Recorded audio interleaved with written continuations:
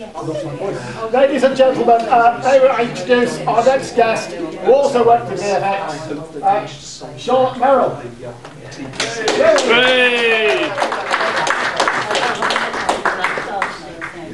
Okay, good afternoon everybody. First of all, great to see you here, and it's my absolute pleasure to welcome our guest, Charlotte Merrill.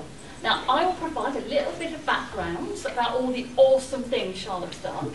So, Charlotte is an ex-production coordinator and digital compositor for VFX for films. She began her film career working within the VFX production team on Batman Begins in 2004, and following this, moved into V for Vendetta before moving from production into post-production and working in double negative for 8 years. And she's created VFX for films such as Cloverfield, Batman, The Dark Knight and The Dark Knight Rises, Sherlock Holmes, Angels and Demons, Harry Potter, various Harry Potter, Fast and Furious as well, Les Miserables, and Hunger Games and Ex Machina.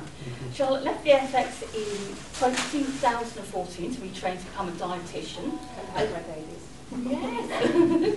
And is now working in Plymouth Public Health team supporting child and family health and well-being. And that is such a varied career. It's absolutely fascinating to start off with.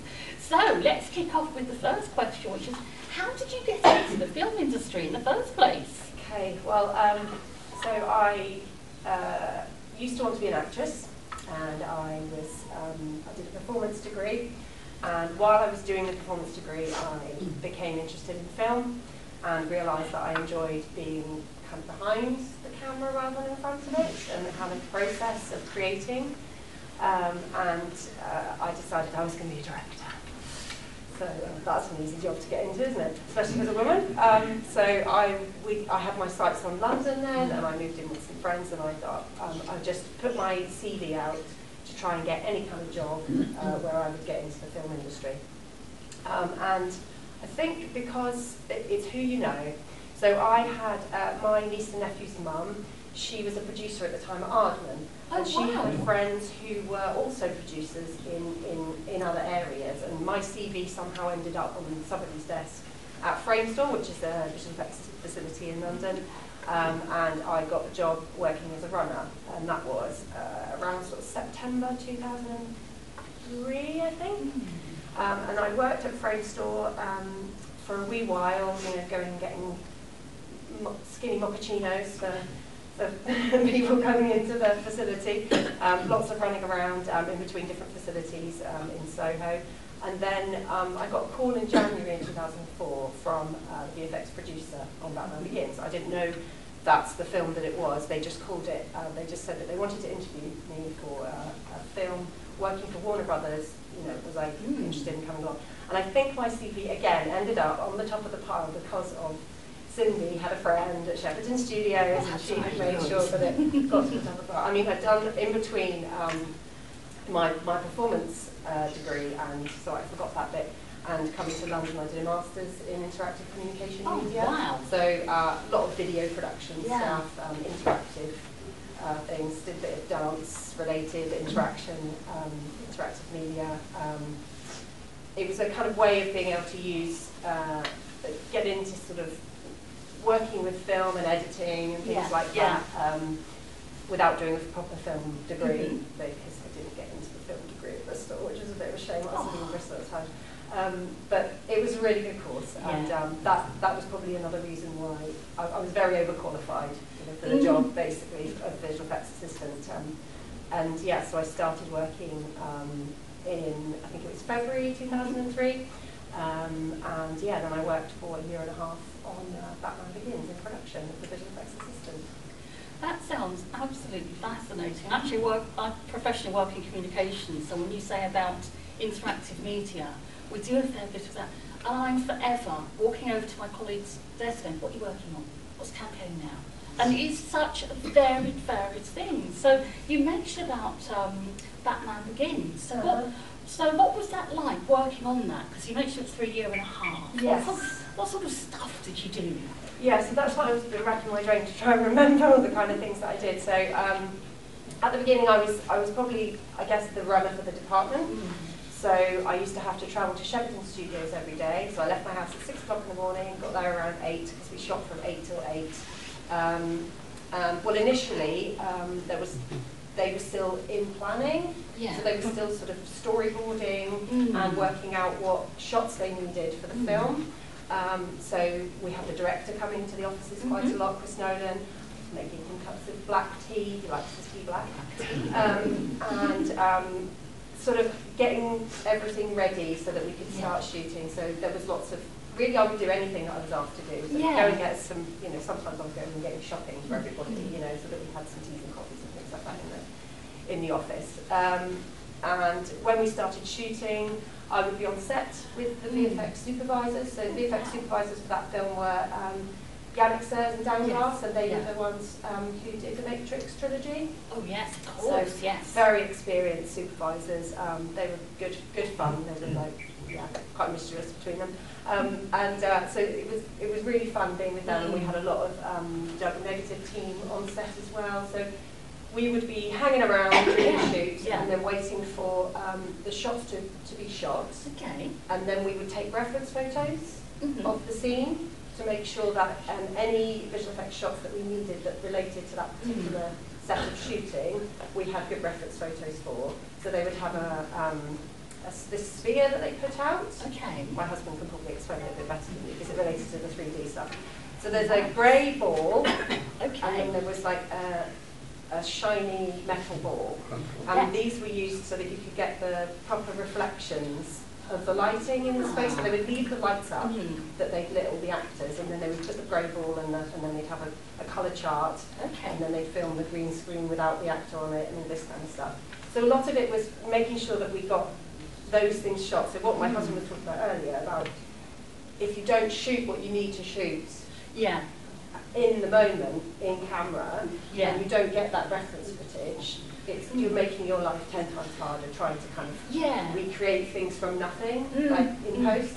So the VFX supervisor would make sure that everything was shot that needed to be shot, the shots that were going to be made into visual effects. Absolutely. And I was there to sort of help with anything they needed, so running around, getting bits of camera and for them, and liaising with the different departments. So running between like the lighting department and the gaffer department and the different production offices. So we had our own production office, visual effects production office, then there was the main production office, so I would have to go over to them quite a lot. And, get bits of paper, It's because it wasn't safe to fax it for some reason, so I had to go and physically get the bit of paper and tape it back.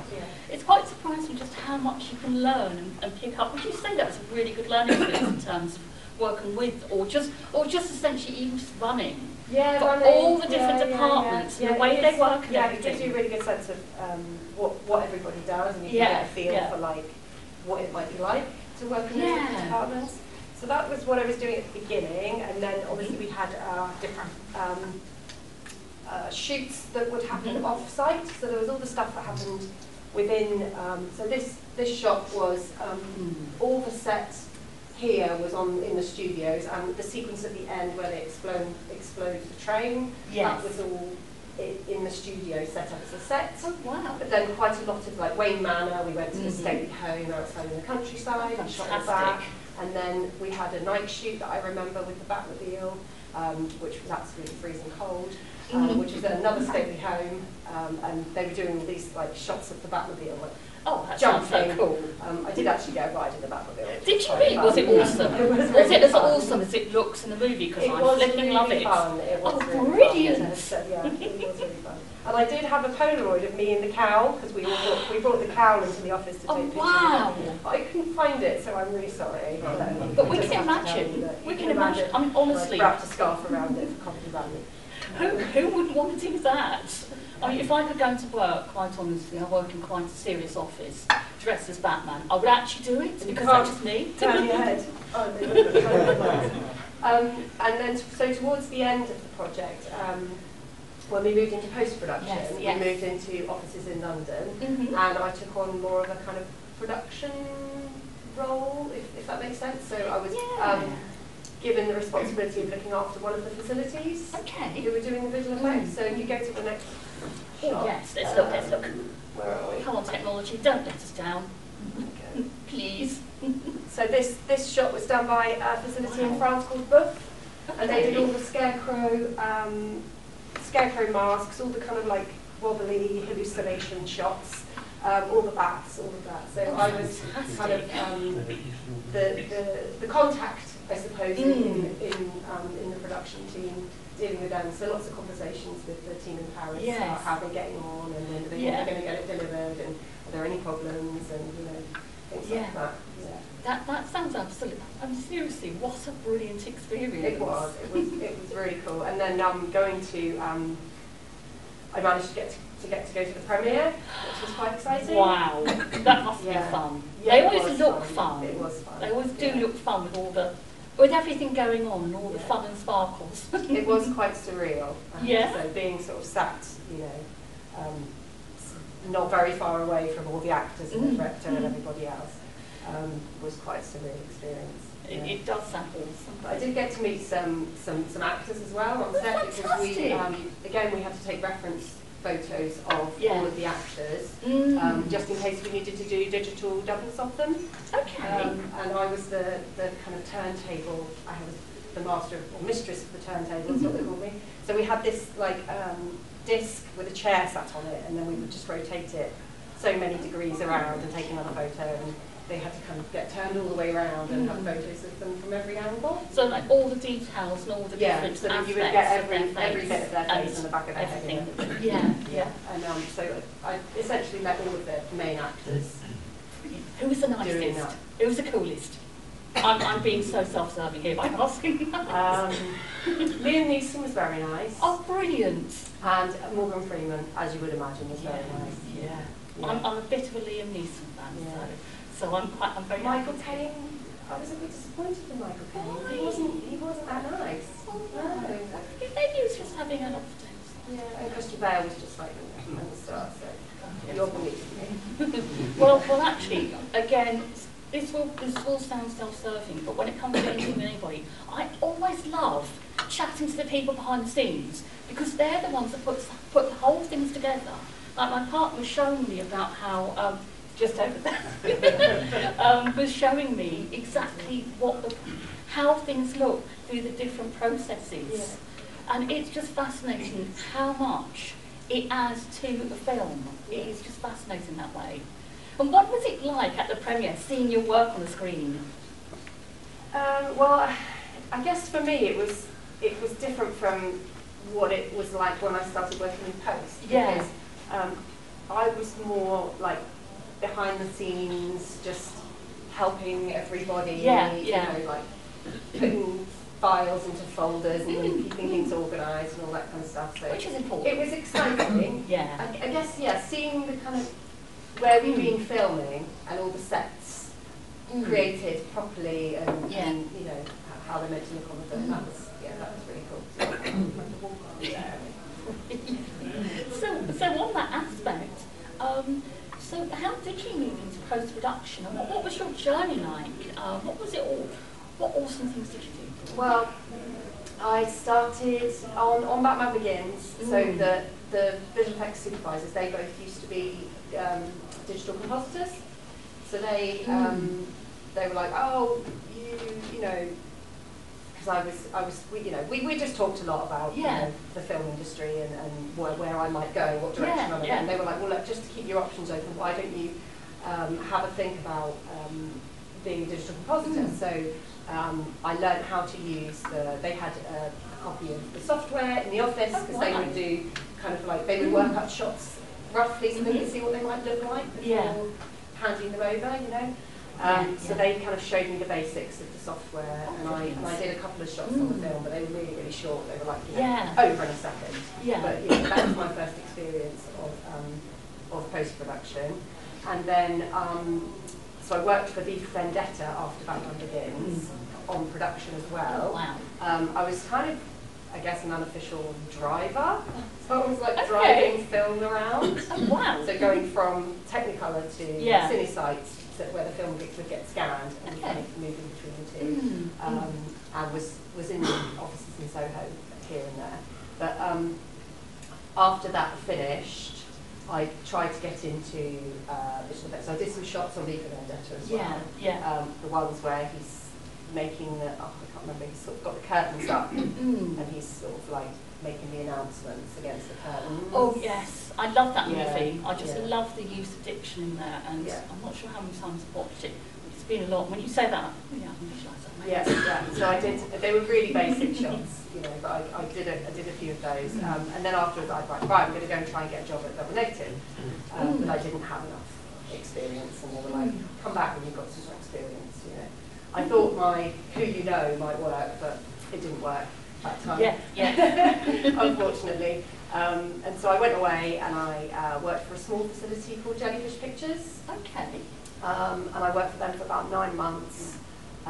Did some in-house editing for them, and also worked on a TV show which I haven't mentioned called My Hero. Does anyone remember My Hero? Is that the one with the Father Dougal? With the baby's mouths, like, you know, the yes, the freaky baby mouths. So I did quite a lot of the freaky baby mouths. Oh really? Yeah. That must have been quite a challenge. Because although people might think, oh, that looks a bit weird and stuff, actually trying to get the weird correct and trying to get the actual movement so it looks. Well, and it was a child talking, and then you had to kind of like track the baby's face, and then you had to match the movement of the child to the baby's face. And sometimes they looked a bit weird because they've been moving around. You're like, damn it, it's not quite right. But they do tend to move a bit, so that must have been such a challenge. I mean, there must be so many complexities in the process that you've got to get right, and I mean, there must be so many little technical aspects to learn, essentially. Yeah. I mean, luckily it was TV, it was quite low res, you know, you could get away with quite a lot if it wasn't quite looking amazing. So that was what I did for a bit, and I think I worked on a few other things in Jellyfish Pictures, and then I went back to Double Negative and asked, can I have a job again, please? And that time they said yes. Yay! So, because I had enough kind of in my portfolio to show that I had done some work, you know, I could do the work. And I started off very, very low in the kind of, like, came in at like entry level really, like a junior roto and prep artist. So what was that like? When you say junior roto, I'm trying to remember the words, the phrase. What were you doing with that? So roto artists, they kind of draw they draw lines around things that need to be pulled out from the plate. So do they need to be like emphasised? So when you work as a compositor, a lot of the time you're working with blue screens and green screens, and what you're doing is you're pulling the actor or the set or whatever away from the blue screen so that you can put something else behind it. So putting the digital images that, you know, my husband and his team would make, basically. So then as a compositor you would layer all that up, and you would kind of like make sure the edges don't look like they've got halos on them, and pull the hair back in and things like that. But often, because they hadn't shot enough of what you needed, or suddenly the director goes, oh, I want it from that angle. There's no green screen over there, but they still want that angle. So you then have to roto that whole section. You have to basically cut them out. You have to cut out the things that you want. Sometimes if it's a tree, that's quite hard. You know? Yeah, trees are quite, they're not exactly straight lines. So this, where is it? Let me show you these.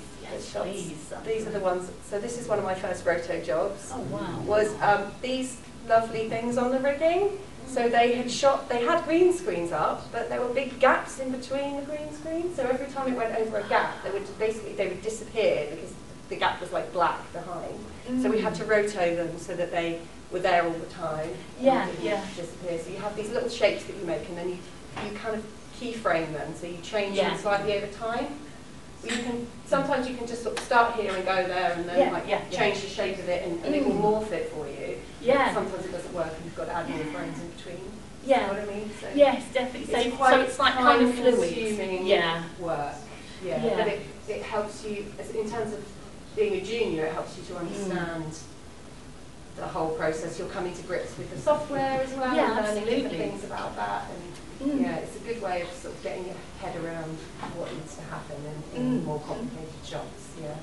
So what projects that you worked on as a compositor were you the most excited about seeing in the cinema?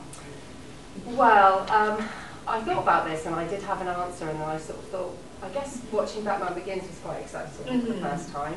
especially because I've got to go to the premiere. But I think the last Harry Potter, Yes. yeah, was probably my like the most exciting, because I did quite a lot of shots on that. Is this it?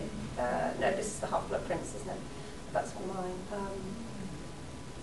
There's a bit of Sherlock Holmes as well. We can talk about that in a minute.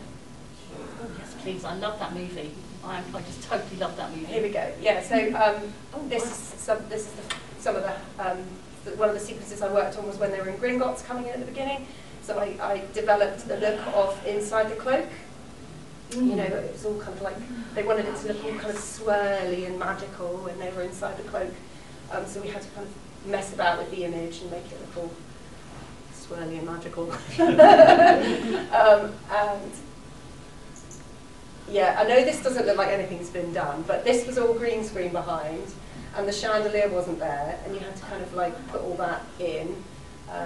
It's not a very exciting shot, I know, but there were loads of them. And then, yeah, I had a few shots of them travelling into the dungeons, into this one didn't take a very good frame of this, but it sort of spins around like this, and they're kind of shooting towards the camera.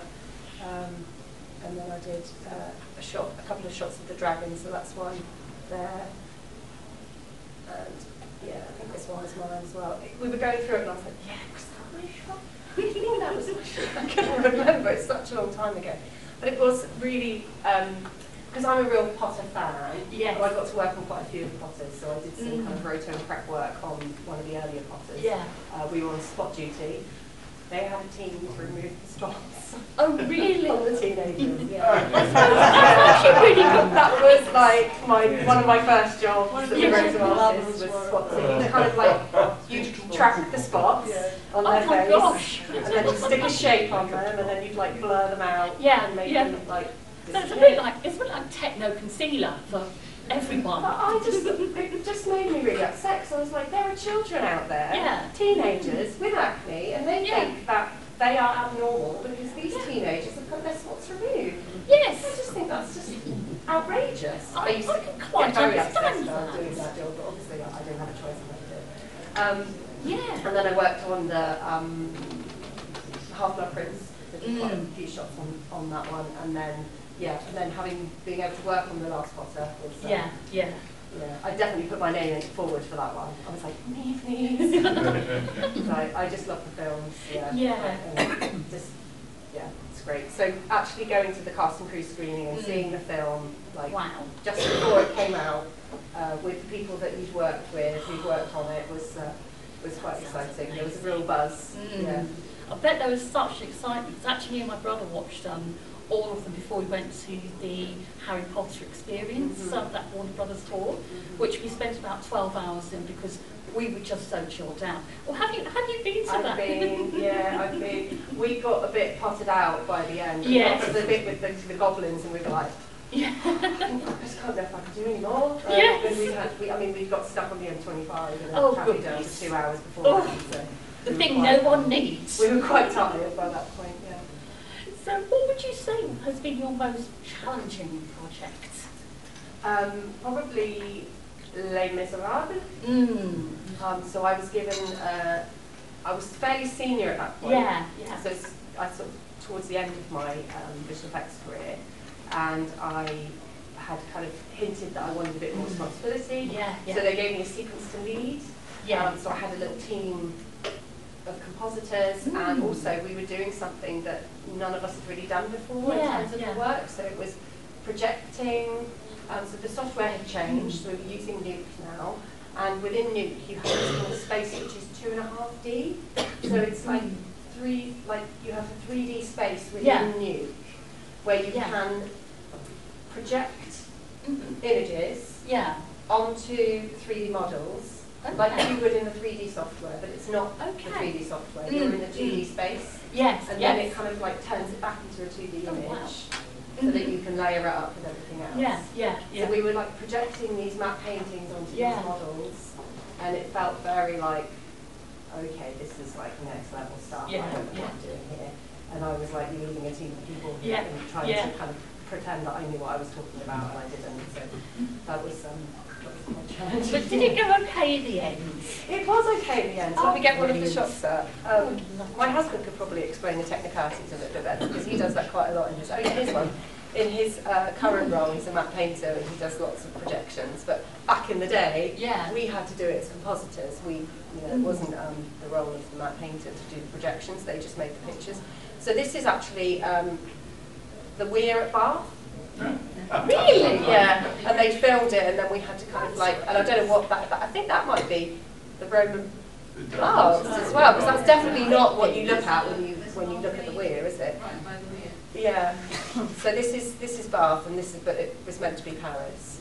And this, see, it's all blurry, so you're like, oh, it's all blurry, it doesn't matter. But you have to kind of do it unblurred and make it look good, and then you blur it. And if it's sort of, even though, you think, oh, it's so quick, you don't see it, it's going to be over in a second. You notice if it's not quite right, if it's shifting, or if it's like the image is like pulling too much because it's not quite connected to the geometry properly. Yeah, it was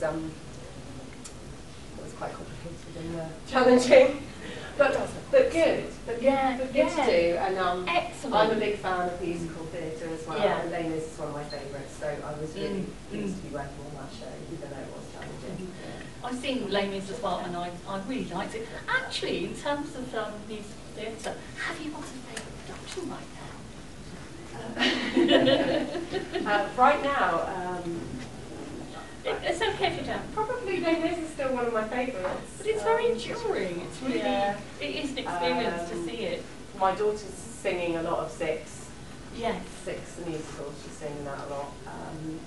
I don't really go to watch musical theatre anymore. My children both do, well, our children both do musical theatre, and so we get it kind of second-hand from them, rehearsing things, but no, not so much. Yeah. So what project would you say was the most fun to work on? Well, probably Sherlock Holmes. Oh, brilliant. Yeah, because it was a really small team, like my husband spoke about earlier. I met my husband, we were sat together, like next to each other at work, and then we got together on that show. It was just a really nice bunch of people to work with. Like sometimes you just get a crew and it just works. It's a really nice energy. Everybody's like really happy to go the extra mile to do the work. We had a lot of lates, we had a lot of weekends, but you didn't mind because it was like we all were really wanting to make this project really good because it was quite small. I think maybe there wasn't the pressure from the top in the same way. So sometimes some other films that I've worked on, you really felt the pressure from the external supervisors, and then that sort of cascaded down. It was all like, oh, we were all really stressed out on this project, and that energy sort of filters through. But this didn't feel like that. It felt really like warm and fuzzy. It's lovely. It makes a world of difference, does it not? Yeah. It was really enjoyable. And when we had our wrap party, we went to one of the areas that's visible in the shots.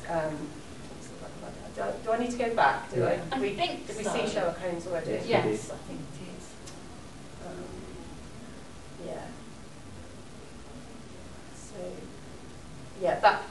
So over there, that's all still kind of around, I think, that area of the docks in Docklands. Oh, Docklands, yes, of course. And there's a St. Catherine's dock? St. Catherine's? Maybe, and so there was like a bar in a really, really old wooden kind of like building, and we had our wrap party there, and it was really fun because it felt like really authentic, So this is one of my shots that one of my bigger shots on that sequence. So it sort of pans up and then around like this, and this was all. There was lots of chimney pots to put smoke in, and I guess that's the whole thing as well. When you've got the details, it really does immerse you into the film. It's just wonderful to see. It's great for the visual senses. It's just fun. I'm totally biased because I love that movie. I just don't know what it is about it. I think essentially it really is the visuals, and the visuals and the background as much. They tell the story, and they just try to. It's like, yes. Maybe Love it's it. because it's got an element of comedy to it. I think so as And maybe well, that's yeah. why it didn't feel so serious. I like it when things aren't too serious. Yeah. But it just came together. I felt it just came together with the visuals and everything else. That just really did it for me. As I say, I'm biased, but I really don't mind one bit. But I think right now, I'm sure people have heard enough of me asking questions. And by the way, thank you very much indeed, because they were brilliant. Now I'm going to ask our audience. Do you have any questions? I would just like to make a comment. You have worked on most of my favourite films. Yeah. Oh, brilliant! Quite attached. I really feel very privileged to have had that, that experience. Yeah, it was really fun. There was a lot of hard work, but it was really fun. Yeah, and there were reasons why I moved into a different area. Having a family, not wanting to live in London anymore, feeling like I was. Going in a different direction. So I'd done my time. 10 years was a good amount of time to work in the film industry, and I had an absolute blast. Yeah.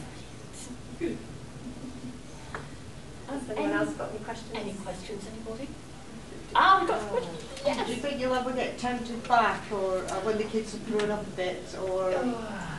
I was sat at the back listening to my husband talking about it, and I was getting very rose-tinted glasses about the whole thing. But I really love what I do now, and I think it's really important. And that was one of the reasons why I wanted to move. Not that making films doesn't have value, because it does, and it really touches a lot of people, and it can really bring a lot of joy to people. But like my husband was saying, when you've worked on a shot for like a month or even 2 months, and they cut it from the film, and you're like, soul destroying. You're just like, what is the point? You feel quite powerless as well, and the kind of creative side. Like I didn't feel like I had a lot of creativity in what I was doing. It was more kind of procedural, like going through the kind of process of making it look like they wanted it to look, like developing how the cloak looked, things like that. You get little snippets of creativity where you can kind of add your creative flair, and you can experiment, and you can have a go at making it look how you think it should look. But those sort of bits were very few and far between. So there's another shot that I didn't show that I worked on the what's it called, Hunger Games, catching fire, where she shoots the arrow up at the dome. So I was involved in how that sort of looked, and the kind of swirly sky thing. But those kind of moments are not, well, at the level that I was at, I suppose I kind of left when I was like almost senior. So I think once you get to senior, you have a little bit more creativity, because you get more, you get bigger shots, and you can kind of add your stamp onto like a sequence of what it might look like, and then other people will kind of copy what that looks like in that sequence. There's parts of it I miss. I guess I miss, there was a lot of perks, but it doesn't marry now with having a family, like the hours and everything. It just, I couldn't, but like you say, who knows, never say never. Maybe once the kids are grown up, we might move to, my husband would quite like to move to Canada or New Zealand, go to Weta and work there, so, who knows. When your family's grown, do you think you'd go back to it? Yeah, I don't know. I guess it depends how strung out I am in my current work. Because it's also very stressful, the job that I do. But it is has a lot of satisfaction as well. I can imagine it when does. you can help support a community with something, and then you see it's making a difference. It's it's really satisfying, really like, wow. Cheeky question. You mentioned perks. What was the best perk? The wrap parties. Well, they used to be at the beginning. They used to be really good fun, because it was all free bars and things like that. Yeah, we used to have beer and pizza every Friday at Double Negative, and that was all free. And so that was good fun. Just going for lovely coffees in different cafes in Soho, having lots of lovely lunches in Soho, all the different kind of eateries, you know, all the like variety of foods like in that area was just insane. You know, Plymouth's getting a little bit better, but it's not by any means, yeah, got the variety that you get. So it was being in London, being in that kind of world, you know. And I guess on Batman Begins, you know, we got all sorts of freebies and stuff. You know, I've got a signed poster of Chris Nolan, and you know, I've got some.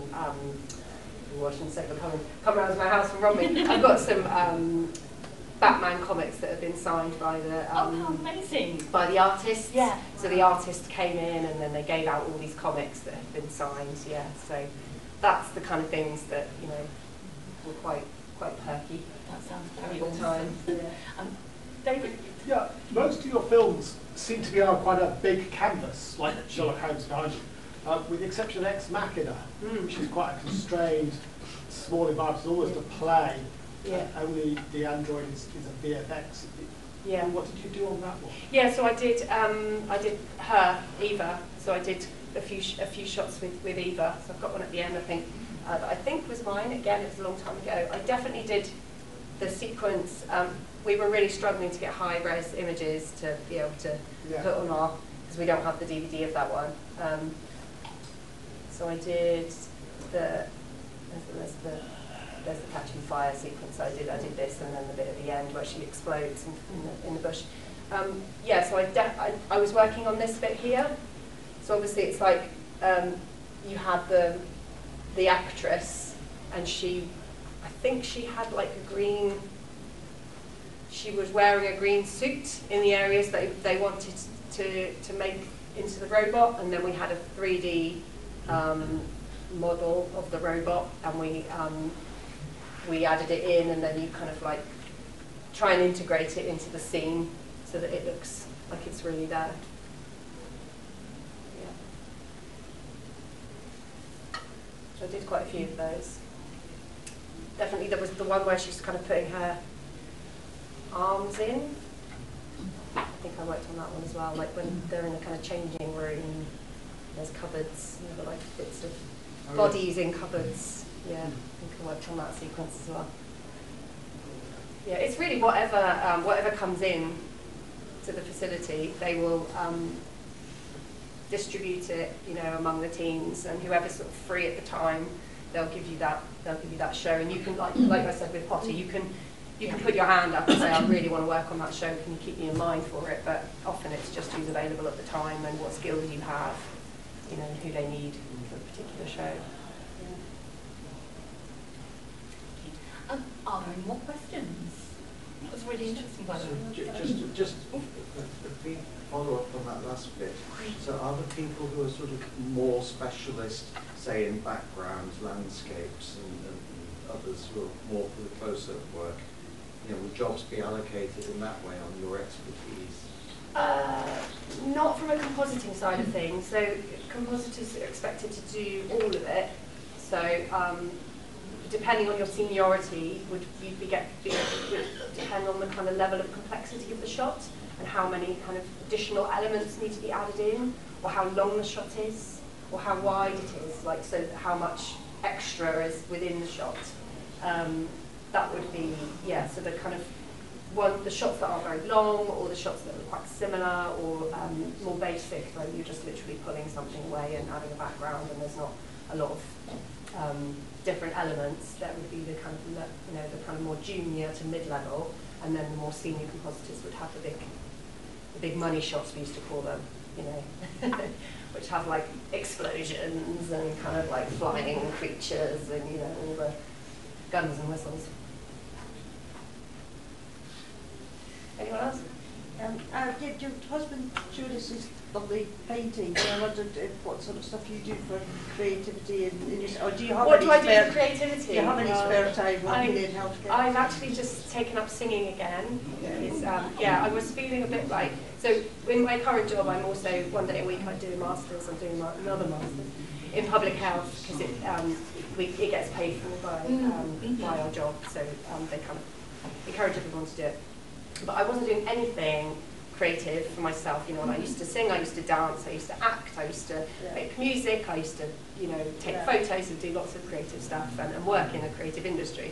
Yeah, so I realised recently that I needed some joy in my life. Yeah, so I've just joined a choir, and I'm going to start doing some theatre again. But yeah, I need to finish my masters first, which is like next year, and then I'll be able to layer up some more things. And the kids are getting older now. Like our eldest is 13, and our youngest is 10. So we can, within about a year or so, we'll be able to kind of, you know, go out and do things in the evening and not worry too much about leaving them on their own. And, they're pretty self-sufficient.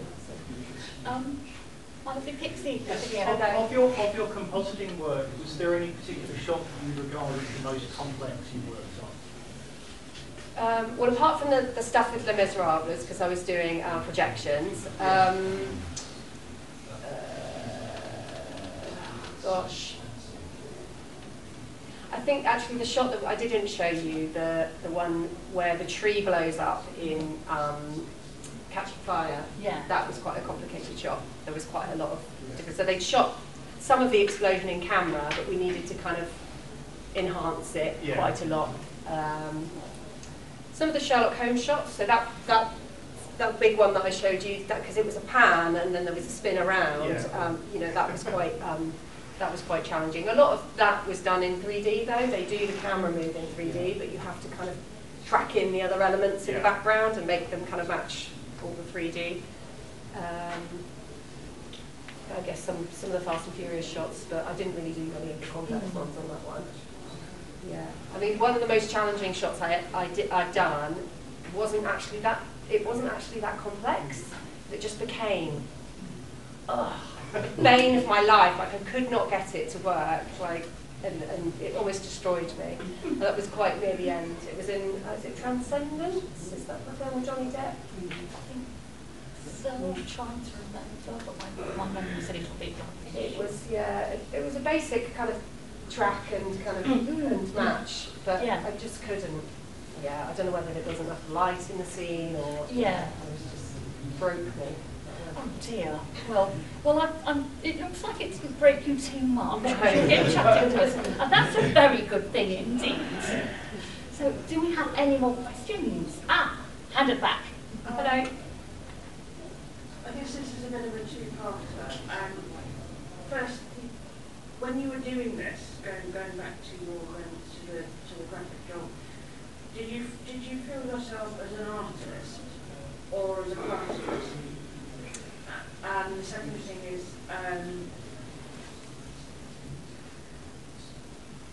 following on from that, did you feel you had a sort of signature style to your work that was sort of like obvious running through the films if you knew what to look for? I don't think it's that. I don't think you can have that as a compositor normally because you're just kind of doing as you're told. They have a very clear idea of what they want things to look like, the supervisors and the director. So often you're just fulfilling a brief, you know.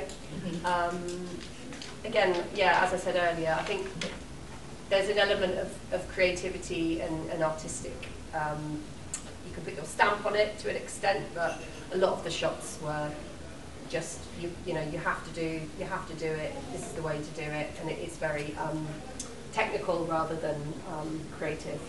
Yeah. People might argue differently. Like my husband was saying, you know, the way that you put the light here, or you know, if you add a little bit of a flare here as the camera's coming around, you know, those things. Yeah, you can add your stamp to it. But yeah, I was very much like, just get it done in the time, move on to the next one. We have another hand over there. How much of the actual filming process did you get to see? So I know you're working sort of like at the back end, but how much actual filming did you get to see, and was that part influencing what you then did later with the shots that then came to you? I mean, when I was working in post, no.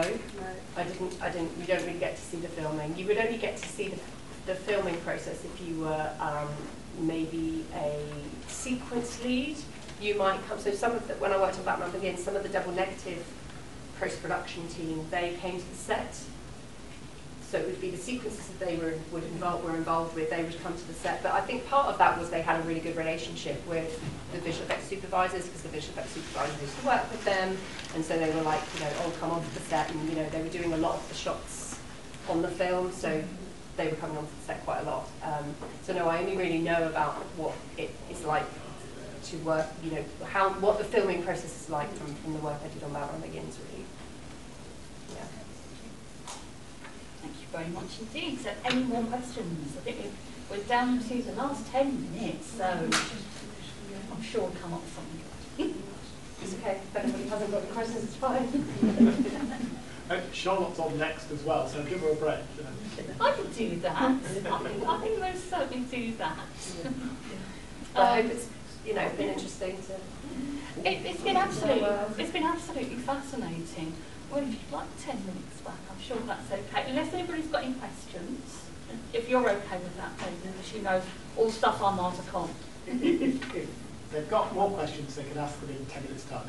Yeah. Okay, well that sounds good. Well, in that case, I would like, Charlotte, I'd like to thank you very, very much indeed, because I've certainly learned a nice lot, especially about some of my favourite films. That's been fantastic.